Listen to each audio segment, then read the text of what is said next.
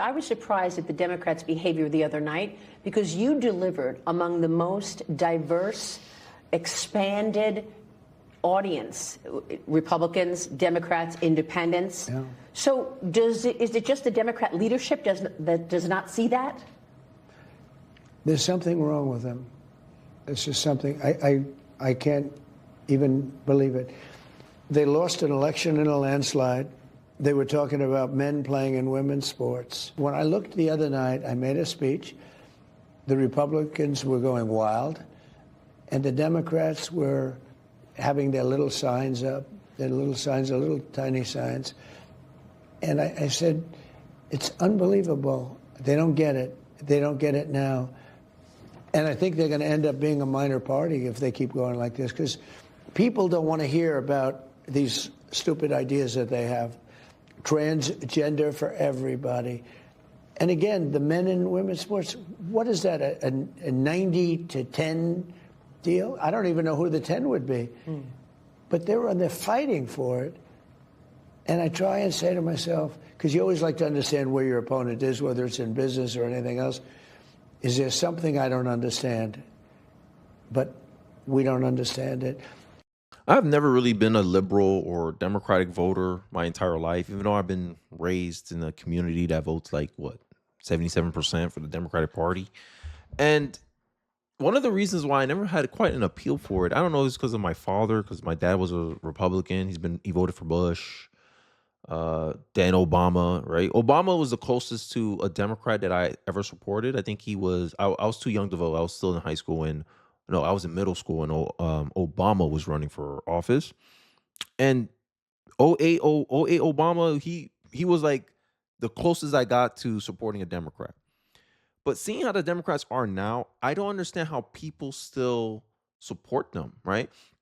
And on this video, I'm going to talk some deep topics, like some of the misgivings that I have with liberals, right? A certain avatar of liberals. I'm not talking about common sense liberals. I always make that distinction, but people get mad at me because they're like, "Oh, not all liberals are like this kitty." I said, I understand, but you're letting these people represent you, and I don't see much pushback. And Matt Von Swole, I hope I said your name right, he gives a perspective that I can't articulate, I can't even understand because I've never was on that side before.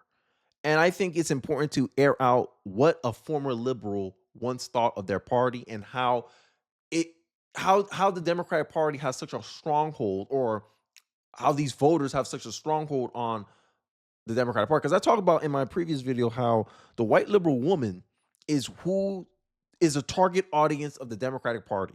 Everything the Democrats open out of their mouth is to appease and damn near message to that group of people.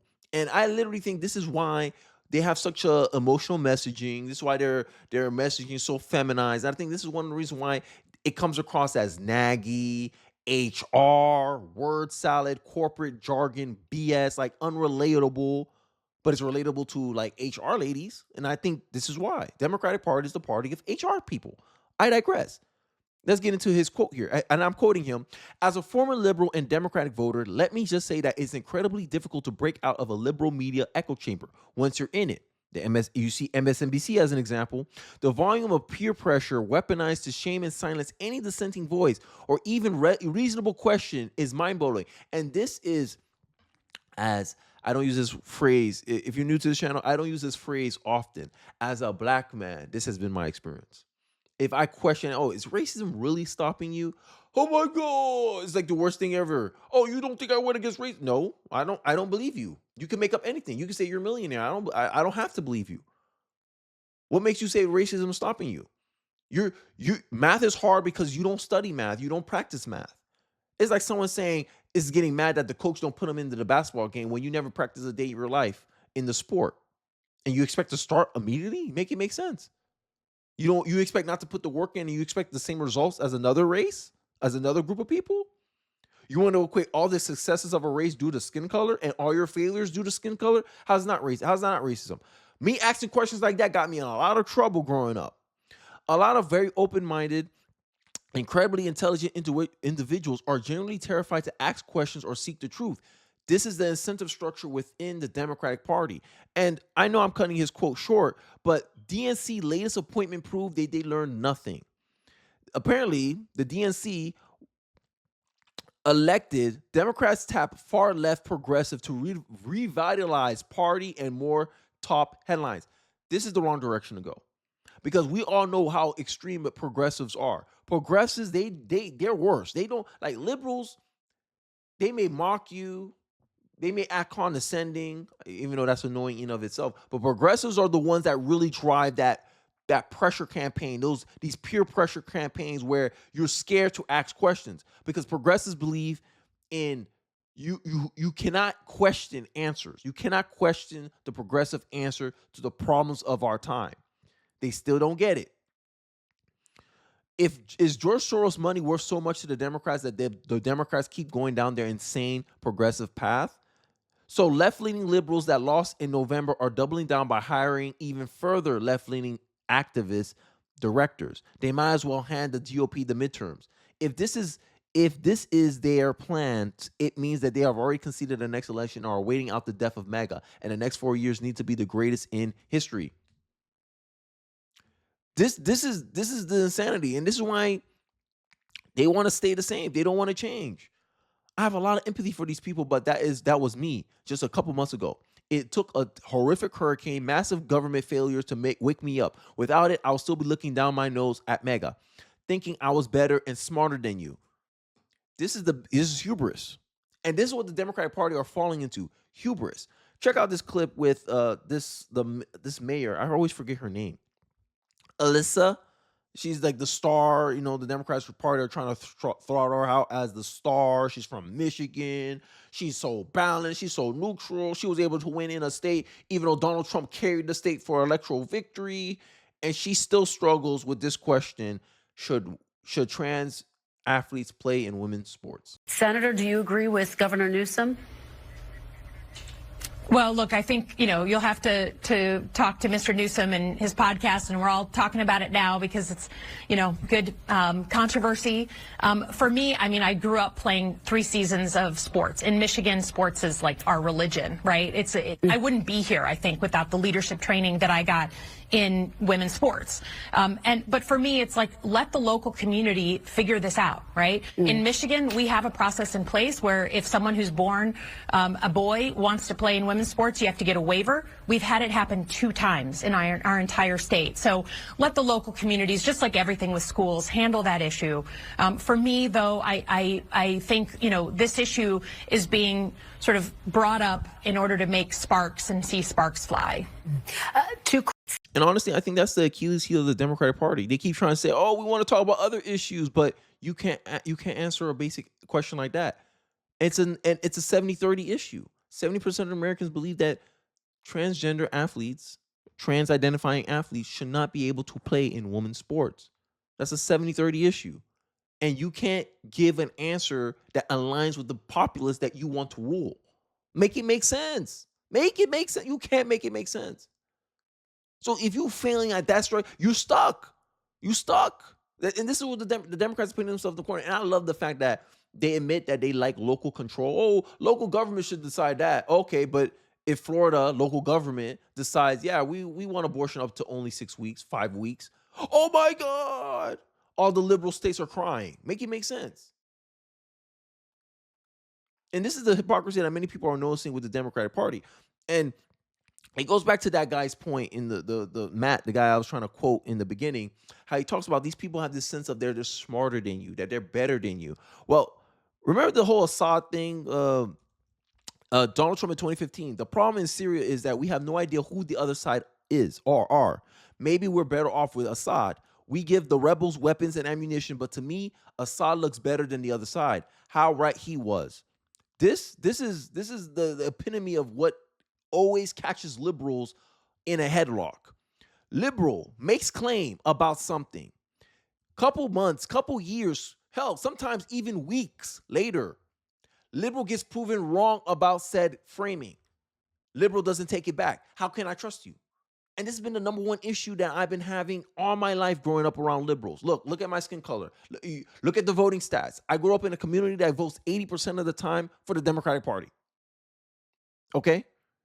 And this is some of the things that used to infuriate me as an centrist. I was a centrist. I'm not going to lie to you. I was a centrist. Mom, Democrat, dad, Republican. I was a centrist. Okay? Me thinking it was so ridiculous when people try to make these pure negative framings of one side. And I'm like, misguided. So I've watched Assad, and I've watched a little bit on the other side. The problem is the other side of Assad, we have no idea who they are. They probably are racist. I'm saying, are we better off with Assad? We have no idea who these people are. We give them weapons, we give them ammunition, we give them everything.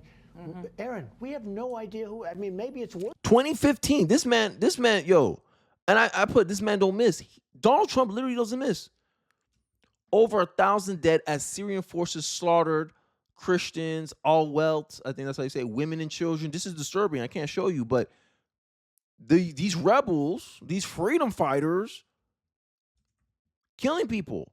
And Tulsi called it. And this is where the Democrats, y'all start going into some trouble, right? Because I see many leftists smear this lady.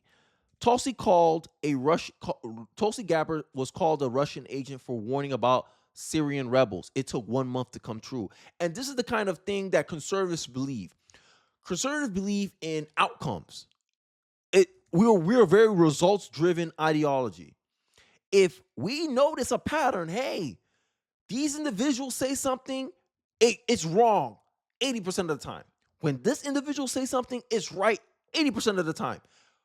Conservatives start just being like, yeah, okay, we don't want to listen to you. And this was going on with Trump in real time. Everything Trump said is getting proven right. Hey, European Union, y'all too reliant on Russian oil. Y'all need to start producing your own oil. Donald Trump don't know nothing he's talking about. Oh, and liberals jumping in, encouraging the ish. Oh, the Germany minister showed Trump. After Trump gets out of office and Biden comes in, boom. You've been paying Russia to invade Ukraine, your European Union. And now you're mad that U.S. don't want to be involved. This is the type of ish that Americans are noticing. That you pro-inventionist people, you love to intervene in the affairs of other people, but you don't understand the context in which this stuff is going on. I just recently found out Israel turned off power in Gaza. And now it's sparking a whole debate about, hey, should Israel technically have the ability to turn on and off the electricity of another so-called nation state? No, that's the answer. That's the pure answer. No. But it happened. I mean, Gaza's relying on Israel for a reason. I mean, Gaza's water comes from Israel. And this is what I'm talking about. You don't want other countries to be able to influence your politics, your situation that much. You have to be self-sufficient. And this is what the European Union don't seem to understand. You guys got no military. If Russia won, he could take, oh my God, Russia can take all of Europe. Whose fault is that? Now you at our mercy? Come on. That don't sound like a smart move from a nation, but you want a virtue signal to the world. Oh, look, we don't have a military. We don't need for some outdated barbarians like the military forces. Oh, we don't need that. That's American stuff, acting ignorant. I mean, acting arrogant. And then look at you. Oh, we stand with Ukraine, but it must have U.S. backing. Okay, Keir Starmer, you sound very confident there. And I'm tired of this ish. I'm tired of people who gets things wrong time and time again, and then they still have the confidence and the vitriol and the gusto to still sit here and project a narrative that they know is false. Like what credibility you have to stand on? Yet you want to smear people who actually know what's going on, who's actually competent, and you want to smear them as Russian agents because they disagree with you? That's essentially what the liberal argument has become. People are Nazis, Hitlers, they're the worst thing, they're the devil, if they disagree with a liberal. Make that make sense. I shed no tears for the fall of the Assad regime, but today we have an Islamist extremist who is now in charge of Syria, as I said, who danced on the streets to celebrate the 9/11 attack, who ruled over Idlib with an Islamist extremist governance, and who has already begun to persecute and kill and arrest religious minorities like Christians in Syria. I understand. Why that should be acceptable to anyone is beyond me. It shouldn't is be. certainly and not I in our understand, and interests. I appreciate. I shed no tears for the The devil you know is better than the devil you don't know, right? And here is where you start seeing this, you know, what the commentary here outlined before, right? I'm gonna go right back to it just real quick if I can find it. This is what former liberals kind of talk about when he talk about the echo chamber, how it's a game of moral superiority in which you're always the winner, even if your ideas is the loser, because it's coming from you, and you are the better person because you agree with them and you have the experts on your side. And we all know academia intentionally withhold releasing research that goes against a liberal framing or liberal worldview of events, from police bias with Roland Fryer, right? When I heard about that story, when I hear a lot of these researchers coming out that they were exiled from these research institutions, they were kicked out of college institutions because they released research that went against a liberal left-wing worldview, it showed to me how dangerous the left-wing media is and the left-wing ideology is. And this is why hiring far left progressives is not going to help the Democratic Party. Over the past week, Democrats and their leftist supporters have engaged in cringe so intense that you had a cringe meter, it would have exploded into a million pieces. These people don't want to hear things that go against their worldview, even if it's not correct in reality. And what's her name? I forgot her name. Sorry, guys. Barry Weiss, I think that's her name is. Barry Reese starts to read a CNN article, but conveniently stops where Tulsi renounces her stance and points out how she worked for gay rights. This is a perfect example of how misinformation spreads because you want to put out a narrative. And this is a big problem on the left. I'm being serious. This is a big problem. This is what's wrong with them. As an independent voter, yes, I lean conservative. Yes, I'm an 80-20 Republican. Yes, I understand that. But my thoughts always go down to, these people are trying to deceive me. That's how y'all come across. This is how liberals, progressives come across. Because when I do my research, you talking about socialism has never been really tried. Every self-proclaimed socialist attempts socialist, and they always seem to do it wrong. So why should I trust you to know what real socialism is? Because all these guys who claim to be socialists, they thought they were doing real socialism until it didn't work. How I know you ain't going to end up having the same results as them. And this is what socialists don't seem to understand. They think that argument works. It don't work. Progressives, that don't work. Socialism hasn't been tried properly. It seems like no socialist, no self-proclaimed socialist can do socialist properly. So why even start in the first place? That's my argument. You can't, none of y'all can do it right in the first place. All y'all have a different opinion of what socialism is, how it's supposed to look like, what it actually is. And you want us to trust you, and nah, you good. Nah, we good over here. We don't need that. You can keep slavery over there, because socialism is slavery. I can't question your answers? That's how the left will operate. I'm being serious. My mentality has always been, ask me a question I can't answer, not an answer I can't question. And the liberal orthodoxies, the left-wing orthodoxies, they operate on questions, answers you can't question. If a liberal give you an answer, they don't want you to question it. And that's exactly what I love to do. I love to question their answers. And then you find out there's nothing behind it. But I digress. I'm going to show you as an example with Barry Weiss as she tries to lie about Tulsi Gabbard.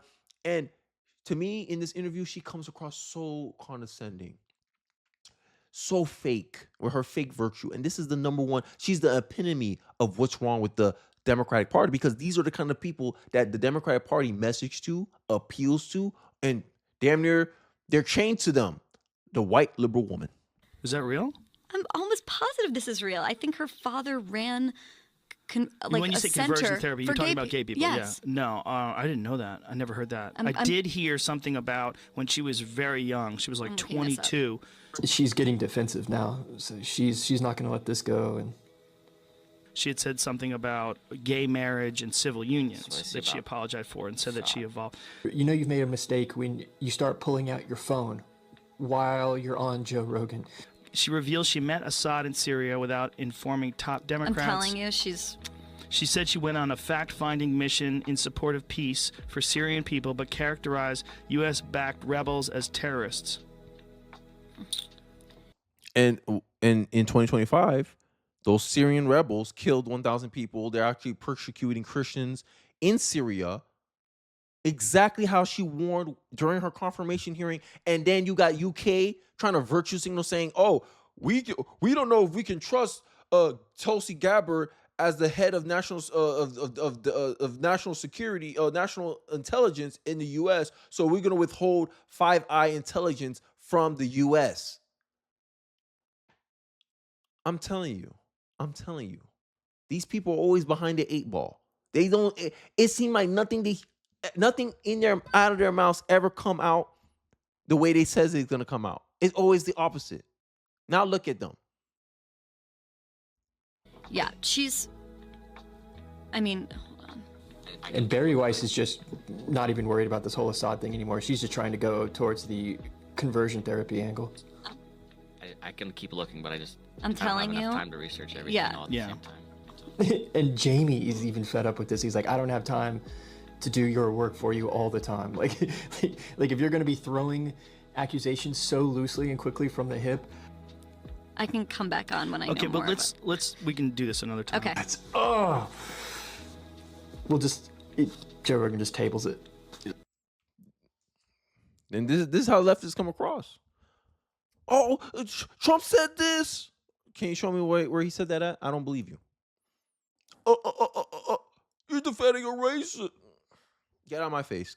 Get out of my face with that weak ish. Get out of my face. And liberals can't stand it. So long, people just gave liberals the benefit of the doubt, and they used and abused it. Now look at them. Democrats, y'all slow learners. It seemed like y'all slow learners. Months ago, Donald Trump, from 2015, Donald Trump was saying, yo, let's not support these rebels that's going against Assad. A devil we know is better than a devil we don't know. And now we're going to get to know this devil right here. Persecuting thousands of Christians. And we could have prevented it if we just stopped, interfering in people's business.